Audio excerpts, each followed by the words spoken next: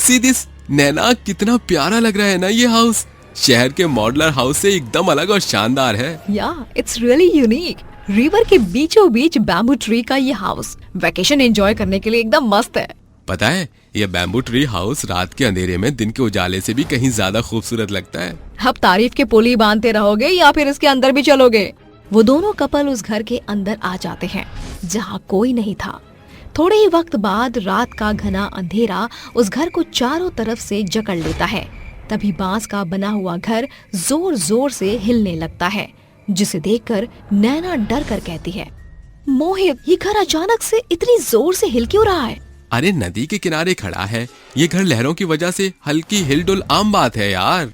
खौफ ने मोहित को भी अंदर तक झकझोर दिया था, पर नैना डर न जाए इसलिए उसने बात को पलट दिया, क्योंकि उस घर के अंदर और वहाँ दूर दूर तक उनके अलावा कोई भी नहीं था। तभी घर में एक अजीबो गरीब सी औरत 2 बच्चों के साथ प्रकट होकर कहती है, तुम दोनों इंसानों की जुर्रत कैसे हुई यहाँ कदम रखने की? ये घर हमारा है। मोहित, इसके तो उल्टे पैर है, मतलब ये एक चुड़ैल है। ये दोनों बच्चे भी भूतिया बच्चे हैं कि आंखें एकदम जानवरों की तरह खूंखार हैं। मेरे बच्चों को जानवर कहने की तुमने गुस्ताखी कैसे की? अब मैं तुम्हें जानवरों से भी बदतर मौत दूंगी। ये बोलकर चुड़ैल तेज बवंडर मचाकर उन्हें डराने लगती है और उसका घर तहस नहस हो जाता है। फिर चुड़ैल उन्हें मार कर कहती है, मेरे भूतिया बच्चों, इन दोनों मुर्दों की लाशों को उठाकर पानी में फेंक दो। जो हुकुम माँ, अभी इन्हें लहरों के हवाले कर देते हैं। दोनों भूतिया बच्चे उनकी लाशों को उठाकर नदी में फेंक देते हैं और उजड़ा हुआ वेकेशन हाउस फिर से खूबसूरत घर के रूप में खड़ा हो जाता है, जहाँ चुड़ैल और उसके बच्चे रात भर उस घर में भूतों के रूप में रहते हैं और सुबह होते ही इंसान में बदल जाते हैं। जम्मू में बसे पहलगाम के पास स्थित लिधम नदी के किनारे एक बेहद ही खूबसूरत बैम्बू ट्री का घर बना हुआ था।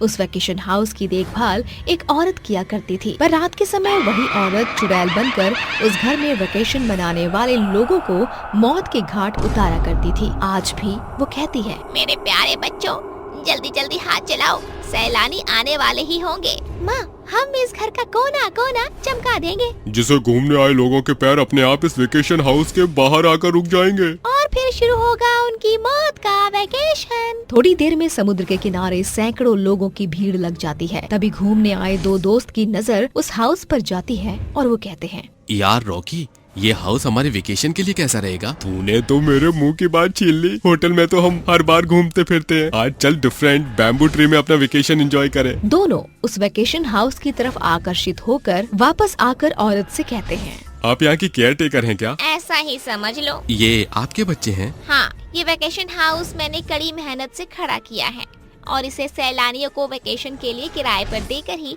मैं अपना और मेरे बच्चों का पेट भर पाती हूँ। आपका ये वेकेशन हाउस हमें बहुत भा गया है, इसीलिए हम यहाँ कुछ दिन रहना चाहते हैं। यहाँ रहने के लिए हम आपको अच्छी कीमत देंगे। तुम सभी के यहाँ रुकने से तो हमारा गुजर बसर होता है, तुम आराम करो, मैं रात के खाने का बंदोबस्त करती हूँ। सूरज ढलने के साथ नदी का किनारा एकदम सुनसान और वीरान हो जाता है। दोनों दोस्त अंदर बैठकर घर को निहार रहे थे, तभी चुड़ैल जानवर का कटा हुआ सर लेकर उन्हें परोसते हुए कहती है, खाना तैयार है, चलो जल्दी से आ जाओ। ये तो किसी जानवर का कटा हुआ सिर है। हम यही खाते हैं और अब तुम्हें भी मरने से पहले यही खाना होगा। ये एक भूतिया वेकेशन हाउस है, ये वेकेशन तुम्हारी जिंदगी का आखिरी वेकेशन था।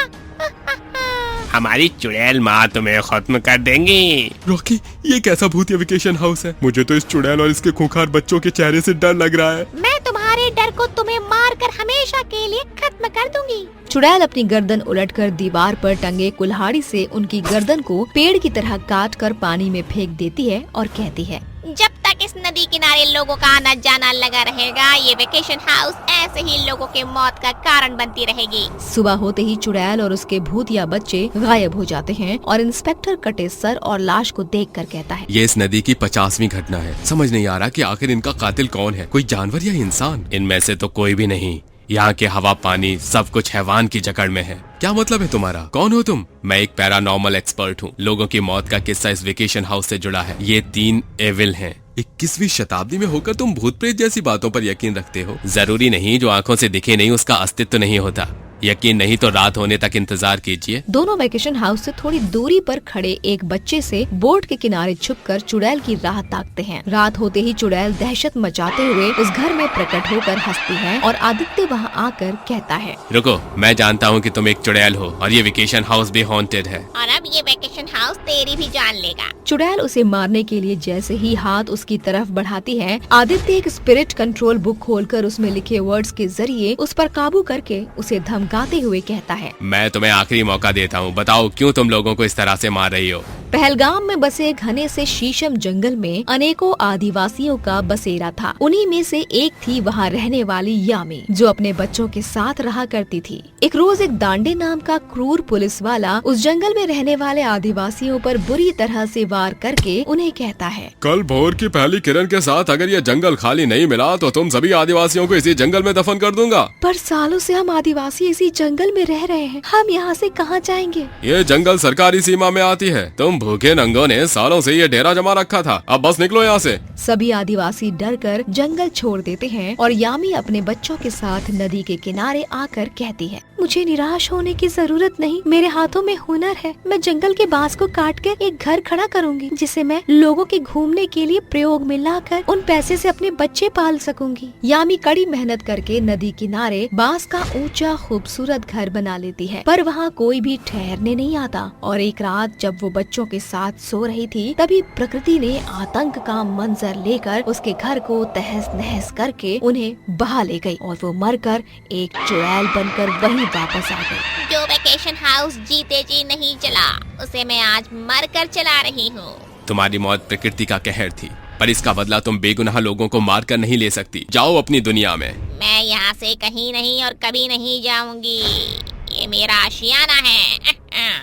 आदित्य उसे अपने पैरानॉर्मल की स्ट्रॉन्ग पावर से बांधकर वेकेशन हाउस के साथ चुड़ैल को जलाकर नष्ट कर देता है, जिसके बाद चुड़ैल और वो वेकेशन हाउस फिर कभी वहाँ दोबारा नहीं दिखता।